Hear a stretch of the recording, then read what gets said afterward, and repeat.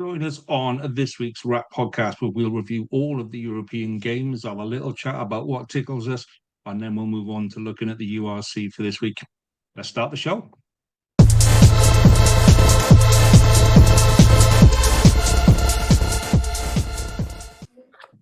Hello and welcome to this week's edition of the WRAP podcast with me, Lee G. Joining me, as always, is Jamie and Harley from a very wet and windy Wales, and Nick from that's not Swansea. Nick, where are you, man?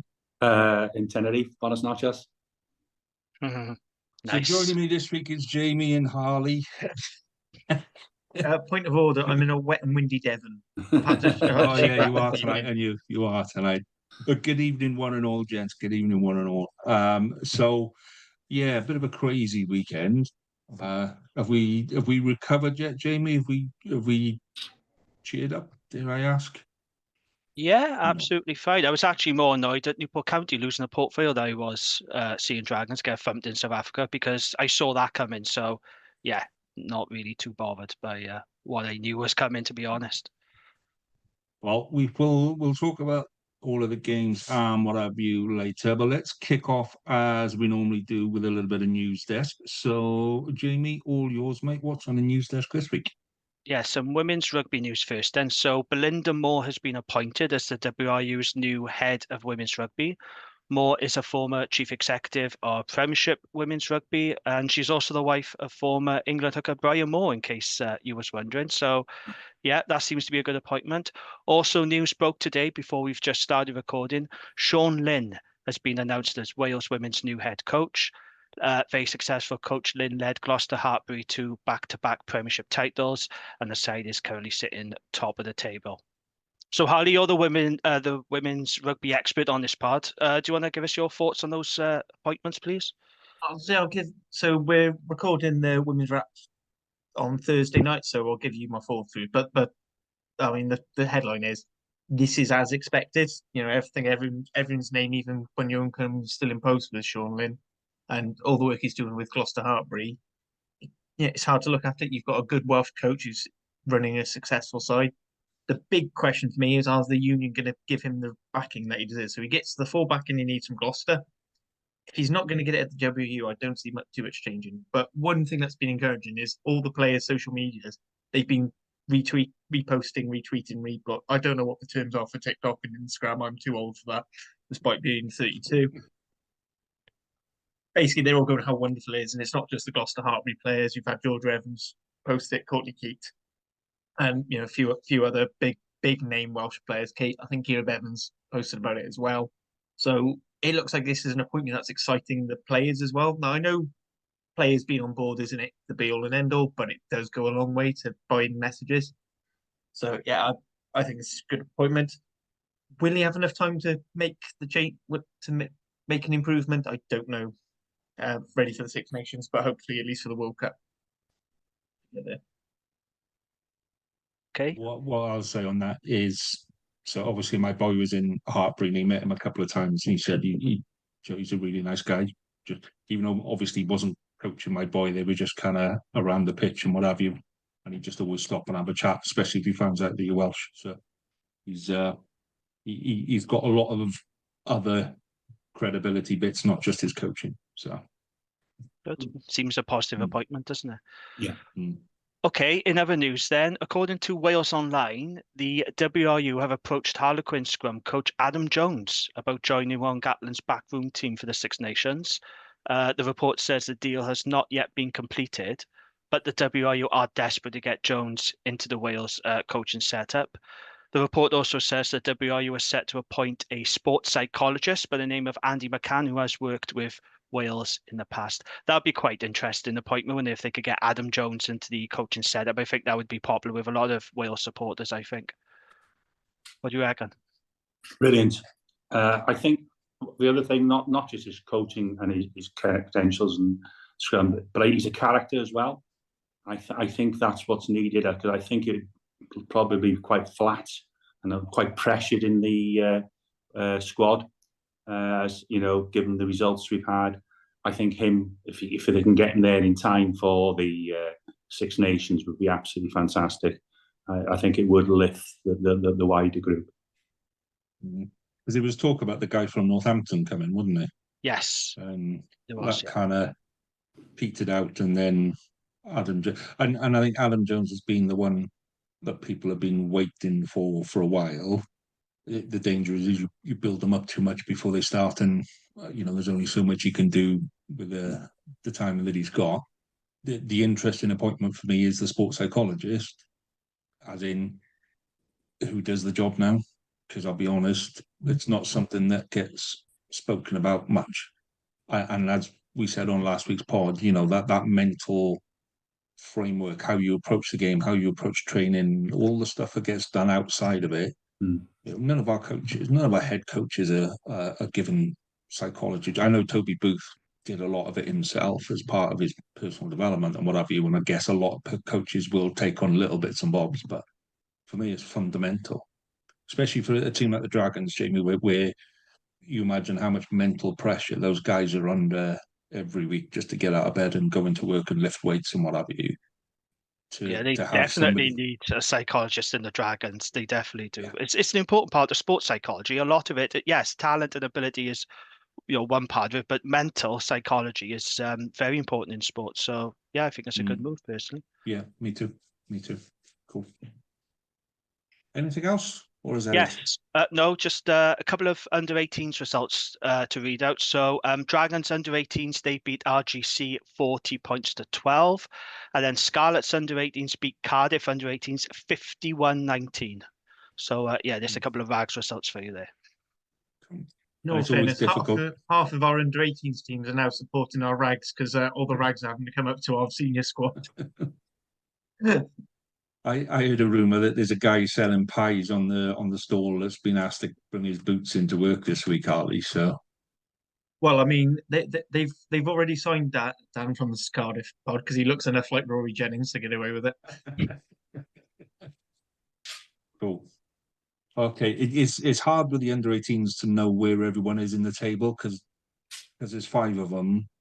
There's never, until you get to the last round, you can't tell who's where everybody is in terms of say Scarlets favourites. Well, they had a good run last year, and it looks like we've started well this year again. So, but the boys on Side Steps are recording now, and I know they've got some stuff on the academy, and they interviewed a couple of academy boys last week as well, which was good, which is really good. Okay, anything else, Jim? Nope, that's it for me. Excellent. Right. Let's move on to the fun bit then. Let's move on to rugby. Harley, so how many times are you going to play Connacht between now and the end of the season? So last Friday... We've got another two games. Hopefully one of the 3 we might actually win. So take us through last Friday then, mate. What was it like? It was pretty good. It was nice getting back down to Cap. Popped into Tiny Rebel for my usual pre-match beer because I let myself have one before I'm on the pop. And bumped into Wales Online rugby writer Ben James, who recognised me. So that was that was about as close as I've gotten to the sort of levels of fame Jamie has. But yeah, it was good. Interesting game. It was good being back on the cold southwest terrace. Interesting game. I'll be honest. To say everyone had dicks for fingers for the first 20 minutes would be polite because there were so many drop balls from both sides. The difference was our fingers were slightly more buttery. So we made quite a fair few handling errors.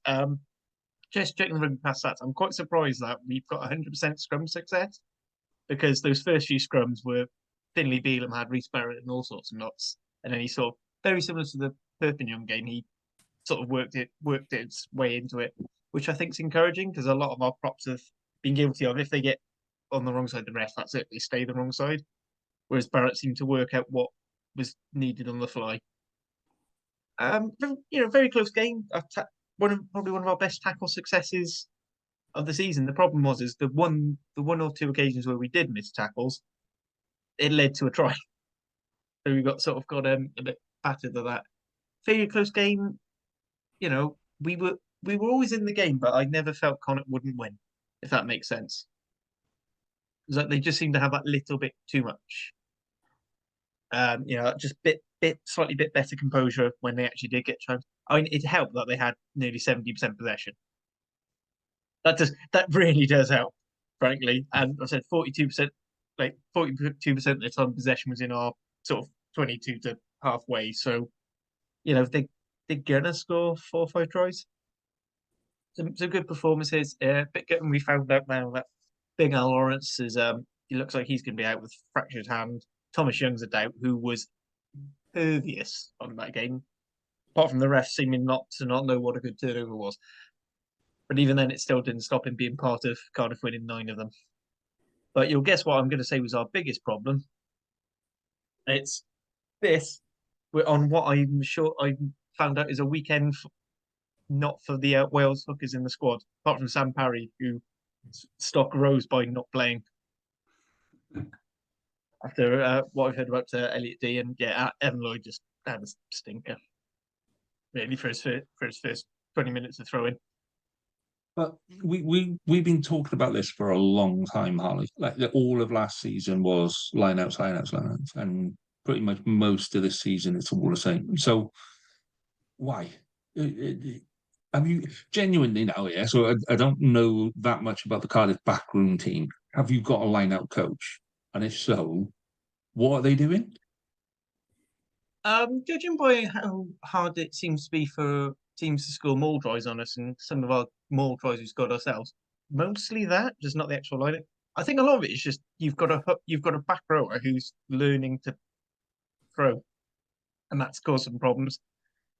I think our lineout success goes up quite a lot when you've got our first choice. When Liam Belcher's throwing, and then as soon as you go down to Evan Lloyd, then it drops down again. I mean, the jokey answer would be it's just the Cardiff way. We've always had wonky lineouts.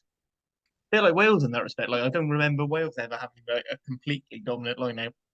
We've had okay lineouts and serviceable lineouts, but most of the time it's a bit potluck. So yeah, it's frustrating. We do have a lineout coach.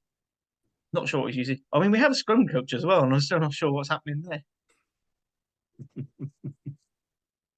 Yeah, it's. I mean, the rest. When you say about Thomas Young, I thought Thomas Young was absolutely out. There was one where he had a break, as he does, picks the balls up, just goes on a trot, and of all the players that you want to have the ball, you want it to be in his hands because he's essentially a winger with a bit more beef about him. And he didn't go for the line. He stopped and he passed inside, and I was just like, I've genuinely never seen him do that before. He either goes full pelt for the line. Do you know what I mean? I think that shows the sort of faith they have in Tom Bowen, who I thought was electric again. Like you could see there's a lot of rough edges on his sanding, but like the pace on the kid and like just is willing to have a crack is just, it is great. I mean, one moment I do want to think, which got a fantastic chance of one more year, was Ray Lilo, who was on one leg at the time, managing to get an absolute pearl of a turnover. Just stemming a kind of attack. It was like, oh, God, what this is why we don't want to put anyone else in the 13 jersey, because you can do that when he's half crocked. You'll be calling him the Black Knight from Monty Python next. Yeah, just but to scratch. Come on, stop running away. I'll headbutt you. Yeah. Come on.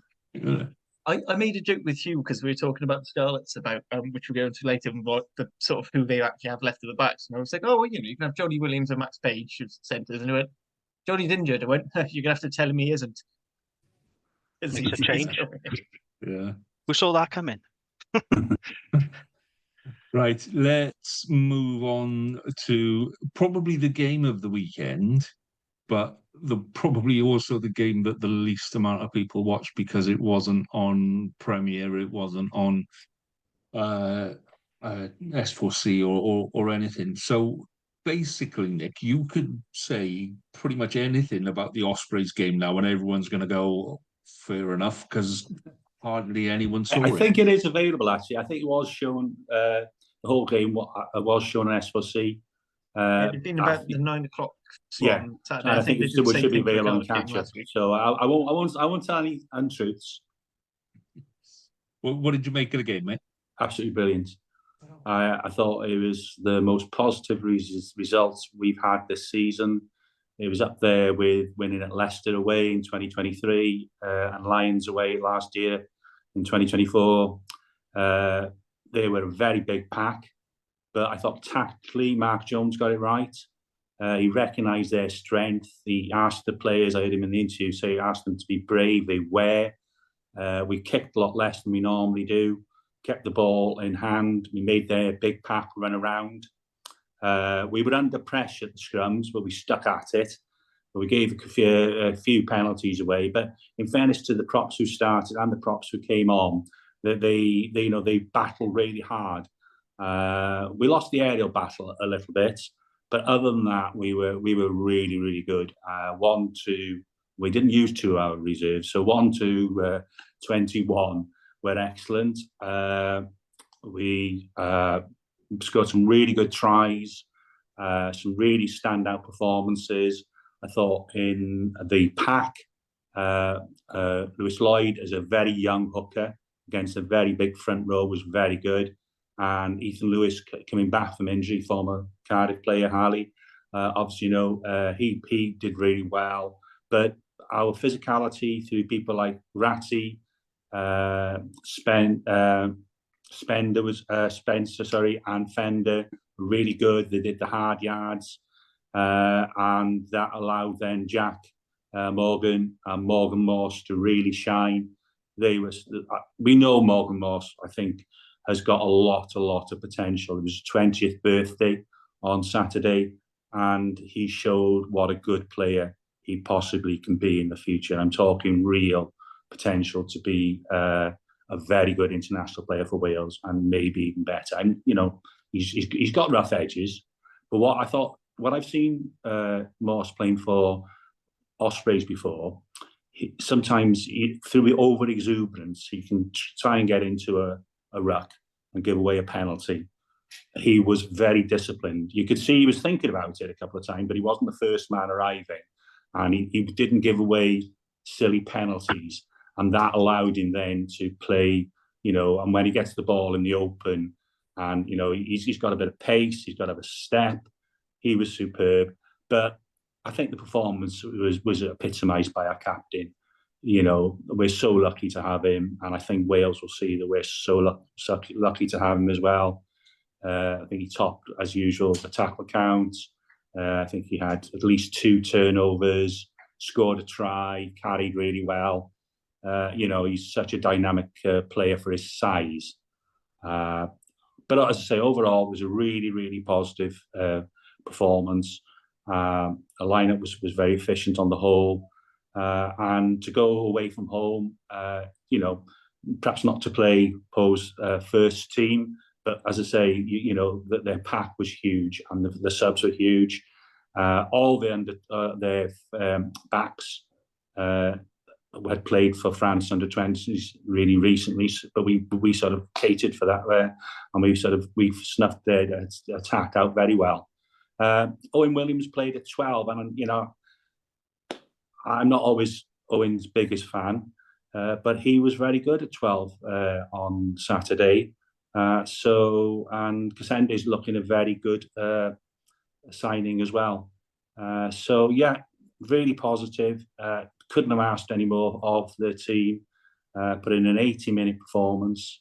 Halfbacks were good, of course, as well. Hardy's starting to get a little bit of a spark back as well. And Dan Edwards had a very good game. So, absolutely delighted. And it's just a shame that people couldn't watch it live and get the drama of the game. More people couldn't have got that, but there we are. But very happy. So I was thinking that probably, is this Premier's first or second season with the European Cup? It's first the on first European, with the Champions Cup. They've had, I think, 1 or 2 where they've picked up Challenge Cup games. Right, that's what I'm thinking. Is the second, basically, because they're focusing on the Champions Cup, the Challenge Cup's probably suffered a bit more than it has in the past. Because usually they pick up a game that, say, BBC Wales or S4C wouldn't have picked up. So there's a strong. But it's quite nice that S4C are doing the replay. Yeah. I was like, all right, it's not the same as watching it live, but you at least get to watch it. Yeah, that I apparently missed. but Uh, it's it shows that we're heading in the right direction, because they're talking about launching a rugby channel. The at the minute it is mixed in with all of everything else, but a dedicated rugby channel with the idea of bringing everything, including the Premiership, to Premier Sports. So that's their aim. Whether they go for the Six Nations as well, who knows? But that's what they're saying. They want to make a rugby channel, so at least they're committing to it. It's not going to be. I'll be honest. Selfishly, I'd rather they brought the Pro Day over or did some more top 14 over Prem. But Nick, I've just one question. I was thinking about how the last few URC seasons have gone. I know we're sort of having to talk about Challenge Cup, but given like the likes of Munster and Glasgow, they basically sort of weren't really anywhere at the start of the season, and then they sort of have these huge runs at the end. And particularly in Munster, they basically have huge injury crisis at the start, and then it comes back. Is it encouraging for you that you've got all these players coming back and they're all pretty much hitting the ground running? Yeah, very. I was a bit frustrated beginning of the season. There were some long-term injuries, and as often happens with clubs, I think all clubs could be a little bit more transparent with injury news. Because we fill in the gaps a lot of time, and we're trying to work out who we've seen in training from clips and things like that. I think if they were a little bit more transparent, and somebody said, "Well, he's out for 6 months," at least we know he's out for 6 months. I know it's not exact science. So, there was Will Griffiths had a nasty injury, and so did Rhys Davis. So to get those type of players back has really strengthened our and obviously Fender was injured as well, wasn't he? Sorry, he's another one. So yeah, definitely having those back now as sort of is giving me cause for optimism.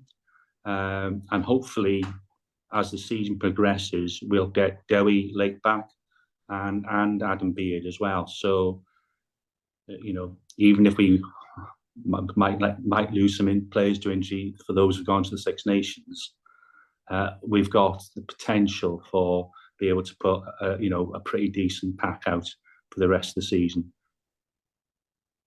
I was thinking when you said that, Harley, with Ospreys players are coming back and hitting the ground running, whereas your players are turning up and just hitting the ground. So on that, we will move on to Jamie and the. For all of those of you listening, Harley took objection to that comment. I was going to say, I hope you wasn't laughing at the Dragons then, because that's not funny. No, did you not see what Harley did? No, I didn't. Sorry. Harley had a little sly scratch of the face. Oh, right, he did one of them. Okay. One for the YouTube. Yes. Let's talk Dragons and Lions then, Jamie. And any positives at all? It's difficult to know where to start, really. So I spoke about this game at length on the Dragons Lair podcast with Nick Webb, who is a broadcaster and journalist. He commentated on this game for BBC Radio Wales. It was really good to have him on, just have a chat about the Dragons in general and Welsh Rugby, what have you. So that's out now. If you want to listen to that, we go into the game in much greater detail there. I mean, like I said, it's difficult to know where to start. I'm not making excuses, but you got to look at this in context. So this was the second out of 3 games in 14 days for the Dragons, which is a tough schedule for any team, let alone the Dragons. So it's very unfair that they've been landed with a schedule like this, but it is what it is. So they had a 6-day turnaround to South Africa. And let's be honest, it was always going to be an uphill task, wasn't it? We have a lot of injuries at the moment. Obviously, Angus O'Brien wasn't available. He's our captain. Aaron Wainwright pulled out as a precaution, but hopefully he should be okay for Wales. That team that we saw on Saturday, that was the best team the Dragons could put out. Unfortunately, though, it was mostly young and inexperienced. Nick made a very good point on the Dragons Lair podcast, which I wasn't aware of. Rio Dyer was the youngest player in the back line at just 25 years old. And Elliot Dee was the oldest player in the entire matchday squad at just 30. So that gives you an idea of just how young and inexperienced this Dragons team was. And to be honest, the game went exactly as I expected. The game was over as a contest after just 25 minutes. The second half was slightly better, but Dragons still conceded 5 tries. I did say to you on the WhatsApp group tonight, this could be a 50, 60 pointer, and it was a 60 pointer. So yeah, I saw it coming.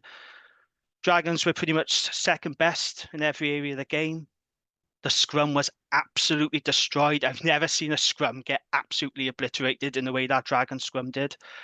Just a 67% scrum success for the Dragons compared to 100% for the Lions. The line out. So let's talk about the line out then. So Elliot D got pinged 3 times for not throwing in straight.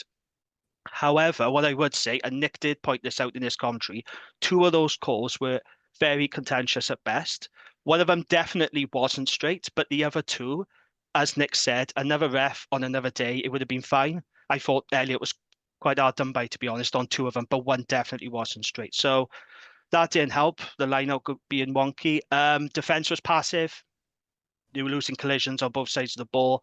A tackle success rate of just 65%, which is incredibly low. And that tells its own Where story. did you get? Sorry, Jane. Just to interject. Where did you get that? Because Rugby Pass lists it as 80. No, I go off the EPCR website. I'm not looking at Rugby Pass because there's a big difference there between Rugby Pass and EPCR website. Yeah, I've spoken to Hugh about it. Yeah. Yeah, I don't want to get into it now, but Hugh has explained it. They're Yeah. different providers, so I'm just going off the official stats that Yeah. the broadcasters used. But yeah, 65% for the scrum success. Put simply, the Dragons, they just couldn't handle the power and the pace of the Lions in Johannesburg. And you know, the Dragons have exited Europe now with a whimper, but let's be honest, I think it's probably for the best because we just don't have the quality or strength and depth to be competitive in the URC and European rugby. It was men against boys. Unfortunately, they haven't got time to feel sorry for themselves. They got another short turnaround with Munster coming up now on Saturday. So it doesn't get any easier for the Dragons. And as me and Nick talked about as well, I just hope this hasn't caused too much damage to the youngsters because there was a lot of young players in our squad. And I'm just worried that being in a losing environment, losing every week and being involved in games like that, where it's so incredibly one-sided. And even in Aneurin Owen's own words, he said we were physically battered. It does raise concerns for me. But there's not much I can say about it. It was just a very sorry day for the Dragons. We knew they didn't really have a chance. We knew it was going to be tough, especially with this turnaround. But yeah, it's a very, very sorry season for the Dragons so far, isn't it? Don't really know much else to say about it. It was just a very, very tough day for everyone involved. Well, we won't dwell on it, Jane, because like I say, the Dragons Lair podcast is out, and ironically, I don't know why, but it's one of the more popular podcasts this week. Probably for the Safford Lions fans just tuning in, wanting to see what we've been saying about them. Yeah, that's probably what it is. I think it's one of those things where when your backs are against the wall, everybody comes together and all of that kind of stuff. So it's weird because everyone, you start the season and you kind of go, I hope everybody else gets a battering, and then when you see sides kind of struggling in the way the Dragons are now, that changes very quickly. And you go, it's not good for anyone in Welsh rugby to see that happening to any of our sides, you know, whether it's us, the Ospreys, Cardiff, or the Dragons. So hopefully, you know, something will change. Something's got to change one way or another for you guys. Something's got to change. You're quite right about that. I just don't know what, especially this season. But anyway, that's that. Yeah. Okay. Let's move on to Scarlets then, which kind of when you talk about a game of 2 halves and there was no wind, there was nothing. The weather was fine. There was no reason for it other than the job was done at the end of the first half, and they took the foot off the gas in the second half, and kind of cruised. I think the tries that we scored in the first half, some of them were absolute belters. You know, Blair Murray's was cracking. Tom Rogers was superb. I think there's an issue with Josh McLeod nicking Hooker's tries off driving lines, and if he's not careful, there's going to be an official warning out against him from the front row club. I think that's his 4th, 5th driving line out so far this season. So you know, it's going really well. And then we hit half time. We didn't really start with a bang in the second half. We kind of started to grow into it and thought, okay, not so bad. Made a couple of substitutions. Now, there's a lot being said on socials about we made too many substitutions, we made them too early, this, that, and the other. The game was done. The game was bonus point in the bag, and we were in control. Half the time we moan about we're putting people on who haven't got experience. We're putting people on the pitch and they need more game time. And then we put them on the pitch and we go, oh, we should have left Gareth Davies on. We can't have it both ways. We got to bite the bullet at some point and go, do you know what? When we get the opportunity to make those changes early, then we got to take it. People like Charlie Titcombe is now, that guy is really, really key to what we do for the rest of the season. We haven't got a time on how long Costello's going to be out for at the minute. That leaves us with Johan Lloyd, and best will in the world. He's gone down a couple of times, and every time he goes down, everyone's a little bit. Is what happens now? We need to give people like Charlie Titcombe, even at scrum half, some of the other boys, they need game time. And yes, it's hard. That game could have been 65, 70 odd points. We could have run away with it. But those guys will come on. They've learned. There's a couple of new boys in the front row that have learned a lot from that game. So, yeah, we should have held out a bit more in the second half. I think we were one try away from a home fixture. But I've been consistent through the season. I'm not that bothered about the European Cup. I think it's good that we had boys that got on the pitch, got a bit more experience, a bit more time in the shirt under their belt, have made mistakes and are learning from it. That's unfortunately, that is part of how you learn stuff. Sometimes you do have to go on there and go, I thought I had that. I've been put under pressure. I didn't get it quite right. How do I do that now under pressure? So, those guys will learn and we'll see the benefit from that at the end of this season, next season, 2 seasons' time, whatever it is. But we will see the benefit for it. What I will give a shout out to is Josh McLeod. He had been absolutely phenomenal this year. I think he's on. I looked at the stats. Actually, Tane Plumtree is top turnover so far this year in the league. The second turnover in the league. Counts line out skills and things like that as well, mind. It's not necessarily right. Skills. Okay, so it's not just turnovers on the pitch, so they count. Yeah, that would explain it. So Josh McLeod has just been phenomenal. It's been very good, isn't he? Fair play. He's been very good. And I, for one, am not. I think Josh McLeod just showing the promise he sort of has, but could never get an injury-free run. And now he's having an injury-free run, and he's showing us what he thinks. I think if there is an injury, sort of 6 or 7 in the Welsh squad, for me, he should be the person that's called up. Because we all know what happens when people go into Gatland's. Don't curse the poor bloke now. He needs an injury-free run. Don't get him called up for Wales. No offense to Basham either. No offense to Basham. No, Scarlets did the right thing. They took him off and said, take a break. Same with Gareth Davies, and I think more of that we need to do, and more of that we will see. So I thought cracking first half, learned a lot from the second, and job done, and we're through. Can I just your point you make about subs? Just a suggestion. Maybe that's partly due to the way that the Dwayne Peel have used, you mentioned about Evan Jones. There was a lot of games where he was on the bench and they didn't come on. I think they should have used him more. If Evan Jones, only for the last 5 minutes, just to give him to kick under pressure, to pass under pressure, and that's partly down to the coaches, because there were lots of games you think, well, just bring him on for 5. You've won the game.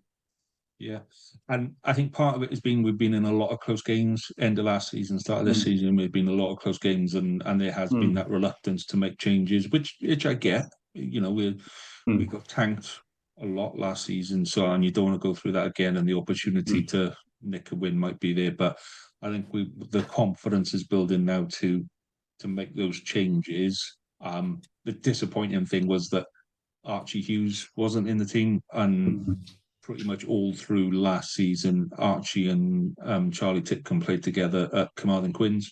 You know, that they were kept together so that they could learn each other's game and all that kind of stuff. And by all accounts, when they're playing together, that really clicks really well. So hopefully we'll see that through the rest of the season. But on the whole, it's job done. Happy with the first half. Second half could have been better. It is what it is. We're back to proper rugby now for this week. Not really much more I can say on that, unless anybody wants to. Sorry, just to come in. There is a stat going round. Harley mentioned Rugby Pass stats earlier. Have you seen that stat on Rugby Pass that says Scarlets missed 46 tackles? That can't be right, surely. And if it is, that's incredibly high, isn't it? Yeah, missed a lot second half. I think there was 1 or 2 runs in the second half where it depends what they class as missing a tackle, because sometimes you can run across 3 or 4 players and go around the outside, which I would class as the person on the outside misses 1 tackle, but sometimes they count he's run past 3 players to get to that outside, so that's 3 missed tackles. 46 is very, very high. I've not seen a missed tackle like that for a long while. But if you're missing that many depends tackles, how many were made, mind as well. Yeah. You make 300 tackles and you miss 46, isn't that bad? No, they didn't make that many tackles, I don't think. But it's just very high, isn't it? It didn't feel like it watching. It felt an open game, and Van came to play. You could see that from the start. You know, the amount of times we put the ball into their 22, and instead of hoofing it back to the 10-yard line, they decided to run and got caught and you know, I think 2 of our line-out tries came from tackling them in the 22 and then giving a penalty away. So, you know, they came to play. So from that sense, I guess their fans, they were. You know, it wasn't a big crowd at all, but their fans were great. You know, even when they were losing at half time, they kept on singing and banging the drum. They're good fans, they were great. Really good fans. And I know you guys hate it, but we need more drums in stadiums. It does say sorry, I got the stats up here. 168 tackles the Scarlets made, and they're saying 46 were missed. And you got a tackle completion of 79%. Just very unusual numbers, really, isn't it? You know, 46. That's very, dipping very into the bad, but I mean, it's ultimately you can miss like a few tackles. You know, Johan Lloyd leads to it, and quite often cause the opposition team to miss a load of tackles because he's just a bit nuggety, but it ultimately goes nowhere because someone does get him, and he's usually run away from support. So, other than that, the numbers are fine. Low. Yeah, the numbers are generally fine. It, it's just that one that it seems like an outlier, but it might be right. Okay, let's move on then and take a look ahead. But before we do, a quick shout out to some of what's happening on pods and all of that kind of malarkey. So we are still looking for extra presenters, pretty much on every pod, to be honest. If anybody is speaking Welsh and wants to join us, am I right on this, Nick, or am I right? No, it would be great because it would, you know, I've mentioned off air, you know, to Harley.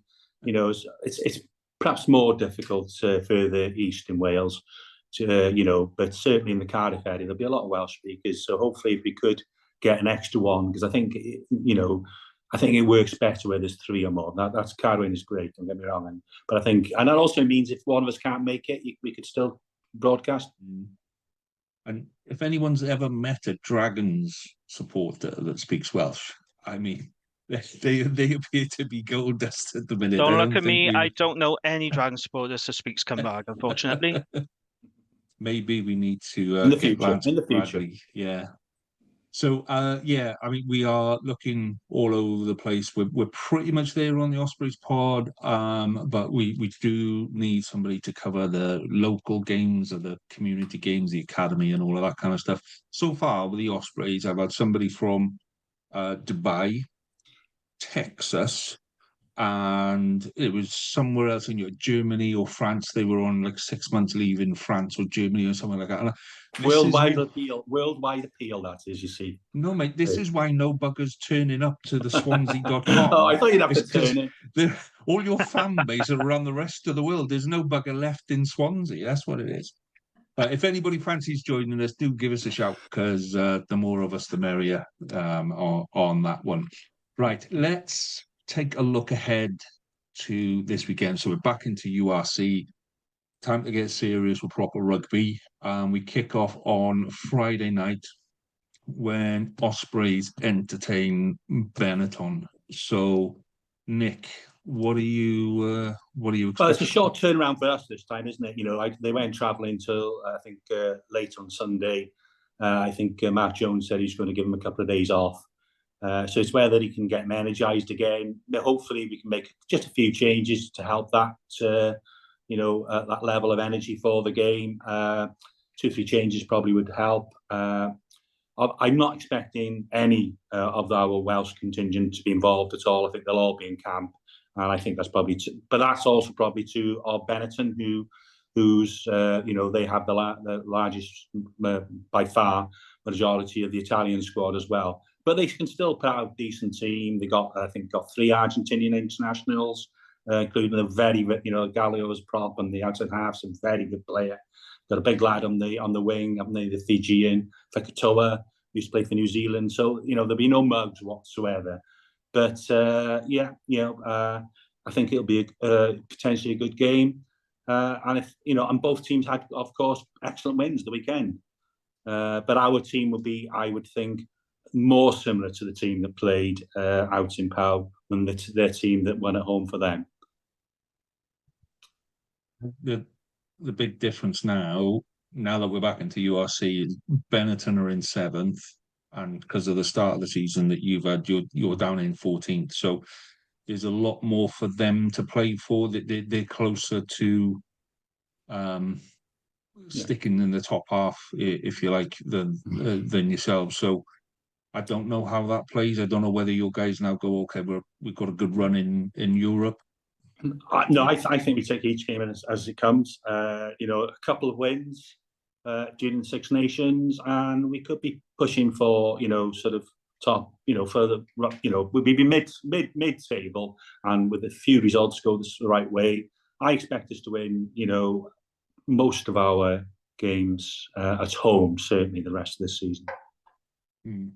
I'm just looking at the league, and the team that is just above you. 1 point, you're on 17 points. On 18 points is Connaught. Yeah.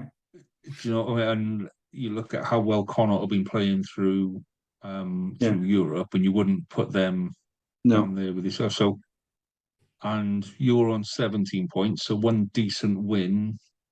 It's all very tight once you get 10. one decent Really win, tight. and then you get into that middle group, and it's very tight, and it's going to be like that, I think, till the end of the season. Yeah. It's God, it is nightmarishly tight, isn't it? Okay, so that's on BBC Two on Friday night. What I will say is I've had a quick look at the long-range weather forecast this morning. It is not looking good for Friday, Saturday. It is for the first week this season that all 4 sides are playing at home. It's looking like an absolute howler, but that is a long-range forecast, so that can change. Okay, Saturday afternoon at 3:00, Scarlets Edinburgh, which is another one that I don't think is on telly, but is a weird one to put on at 3:00 on a Saturday afternoon, but very welcome. We're in 6th, Edinburgh in 8th. They had a really dodgy start to the season. We've had a pretty consistent season, but we're not that far apart. I think they've had a good couple of wins running into Christmas. I think injury update on Tuesday is really important for us now. I don't envisage Joe Roberts playing a part. He took a bang on his knee, and then we're going to send him for a couple of days with Gatlin. So I can't see him playing much. But then we have got key people there. Plumtree, Van der Merwe, hooker, is just playing out of his skin at the minute. Warthog. Gareth Davis, Titcombe is going to be really, really important, but we've still got Ioan Lloyd there. So there is there's enough quality still there to do a bit of damage. But like I said to you guys earlier, I think Edinburgh aren't going to be affected as much as we are. and I think that might be what plays into it. So I think it's going to be an interesting game. It's definitely one that Scarlets should be looking at winning, particularly at home. But yeah, it is. It's going to be close. I think that's going to be in a close game, and it'll be who wins the mental battle and who plays the conditions better for me on that one. So then that's at 3 o'clock. At 5:15, Harley, Cardiff host the Sharks. How is this going to? Because did they come over for 2 weeks, or they've been over for 1 week, and this is their second week. Is This is their second. this second week, and because they have their own injury crisis, they've had to send a few lesser-known players: Bongi Mbanambi, Lekanyo Am, Sia Khaleesi, Oxenche, Trevor Niakani. But basically, they've had to send their box. I think minus Ebenezer, it's pretty much their box. Like it's, you've got Grant Williams and Jaden Hendrick as your scrum half. Like just in the middle of A, us losing a load of players to Wales, and B, every other bugger being injured. So we've just had news Alan Lawrence has broken his hand, so he's probably not going to play. Mackenzie Martin is basically being given daily steroid injections on his shoulder just so he can sort of play, which is not a great place to be. Thomas Young is apparently a doubt as well. I mentioned Ray Lido's on that. I mean, yes, we get Louis Hennessy back, but I mean, when you're up against two-time World Cup winger Lou Canuan, what you don't want is an academy player from someone else's academy who's done about 10 training sessions with you, because that's not going to go well. And now you've mentioned the weather's bad, which means there's going to be more drop balls and more scrums. So poor Reece Barrett is going to have a time. I'm afraid. I'm sensing that you're not very confident about this, Harley. No. I've got a funny feeling that our winning run against the Sharks is coming to an end. When did that winning run start, mate? It's been 3 games. I mean, they've only been in the league 3 years. We've won each of the 3 years. I was expecting you to recall the time when you visited South Africa and nilled them on home soil to come away with a famous victory. That the shine's kind of gone off that, because the next time we face that coach, he beat us quite handily. So yeah, that's no good. I mean, it would be nice to because I could always go around with the phrase of, oh, if I had £1 for every time Cardiff got the Sharks coach sacked, it'd be weird, but it's funny that it's happened twice. Well, I don't think it's happening this time. I think there's just far too much quality, and I just don't. I think as good as some of the players there are in Cardiff, there's a lot of academy lads. It's going to be some very raw people who probably aren't ready to face a full international front row. Okay. Sound familiar, Jamie? Yes. Well, let's move on to the Dragons, because you finished Saturday, Jamie, with a game against Munster at 7:30 or 7:35. I mean, dare I ask? I mean, Munster aren't having a great season. Let's be honest. And Dragons have always got at least one decent game a season in them. I think we already used it against the Ospreys, so that's the problem. Oh, to be fair, Newcastle away in the Challenge Cup was actually our best performance. But yeah, there's some tired bodies in the Dragons camp after the travelling and the battering they took out in Johannesburg. So there probably will be some slight rotation, though I don't really know who comes in.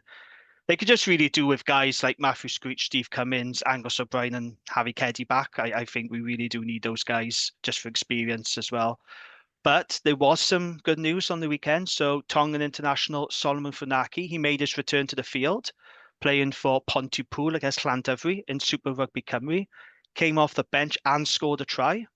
So he might be in the mix. We might see Dane Blacker and Jordan Williams coming from the cold to play this one, because they also played for Pontypool.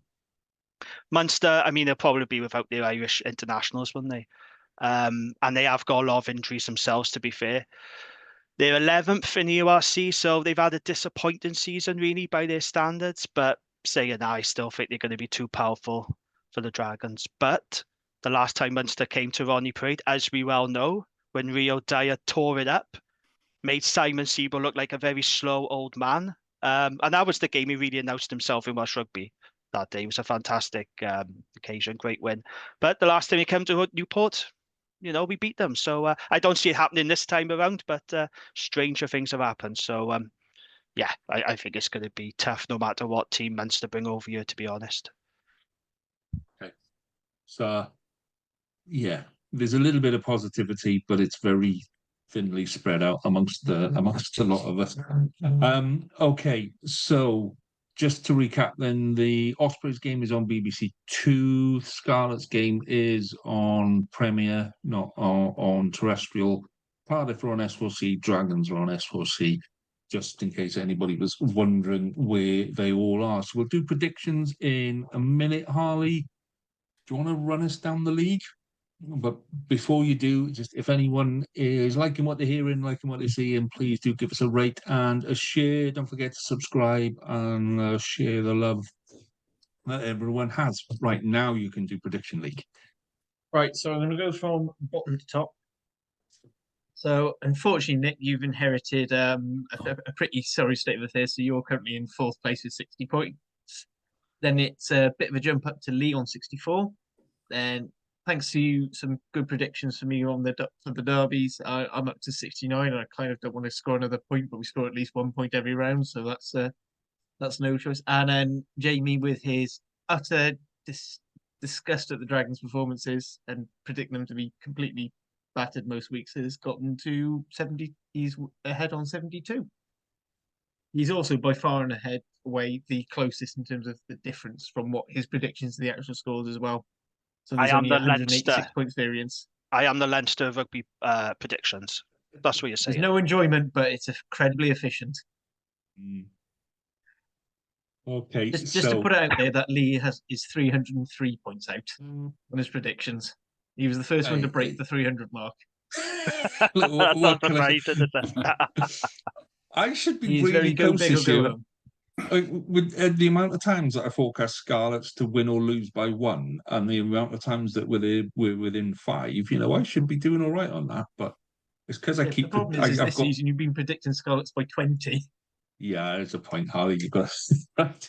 So, just so Nick knows what's going on. So we predict who's going to win and by how many points, Nick. And then, well, I'll go on. Harley, you explain to Nick and anyone that's just catching up how the league works. Right. So for each of the game involving one of the Welsh sides, we have a score prediction, and it would say it'll be Ospreys win by 6, and they actually win by 4. You get a variance of 2, and then we look at how far away each person is. The person who's closest gets 4 points. Next person 3, 2, 1. If there's a tie in 2 people, they get a lower rank. So you're not joint third, you're joint fourth, you're joint second, etc. And then whoever has the most points at the end is the winner. And Lee will. Or Jamie, as we like to. Yeah. I won last year by quite a way in the end. I won the first year, you won the second year. Jamie is absolutely destroying us this year, mate. It's quite encouraging. It's a bit like the URC. We're having a different winner every year. Yeah. Right, let's do predictions then, Harley. You kick off, mate. You right. Take the show. So I think I've gone quite optimistic for 2 of these results. You can see if you can guess which 2. I've gone for Ospreys by 5, Scarlets by 2, Sharks by 9, and Munster by 5. Guess which 2 I was feeling optimistic on. Okay, who's go next, mate? Well, on my sheet it says Nick, so okay, let's go with Nick. I'll go Ospreys by 8, Scarlets by 3,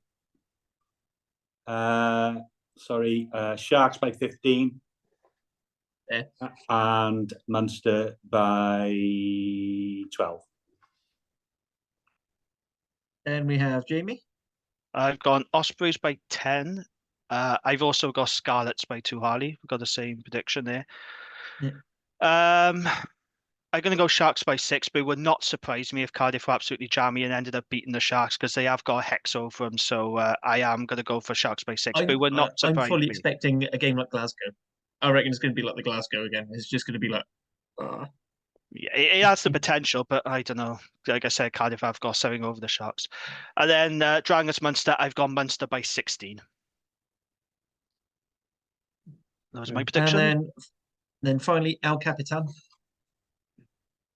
So I've gone Ospreys by 5, and then Scarlets by 8 to remove the losing bonus point out of Edinburgh. See, I think there'll be like a penalty in the last 5 minutes that will put us 8 points ahead, and that will it all gets into the league stuff now. See, Can we give bonus then gone- points if the performance ends the other coach's career? Because I said I if you think that do should be, yeah. win so well by thing, I think you should get double points. I've gone Sharks by 20 and Munster by 20. I think it's going to be a torrid weekend for you boys at least this weekend. So yeah, that would be my predictions on those. So cool. Right. We're all done then, gents. We're all done. And we've kept within an hour, and nobody's threatened to lamp each other. This is going very well. This is Perfect Stop now. Stop now. Yeah. Right. So I'm just going to finish on a little bit of a philosophical note that kind of showed Christ. itself. I know. Here we go. Ruining it. Oh, I tied a couple of things together today, and I thought, you know what, I need to say something on the pod.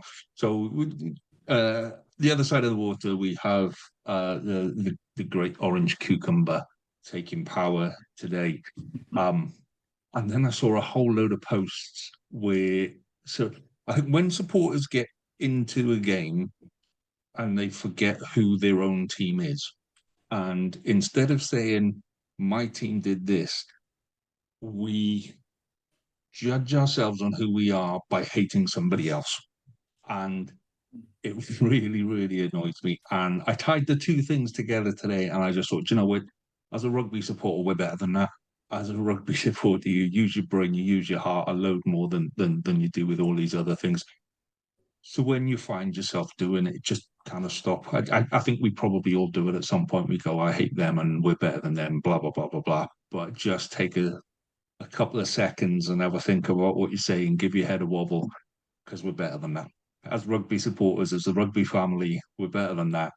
We're mad passionate about the game that we love, but we keep it under control. And if we don't, we're going to end up like the great orange cucumber the other side of the water. And on that note, gents, I will finish the pod. Thank you very much for your time. Once again, it's been a pleasure. And enjoy your rugby. Good night. ta-ra. Cluster.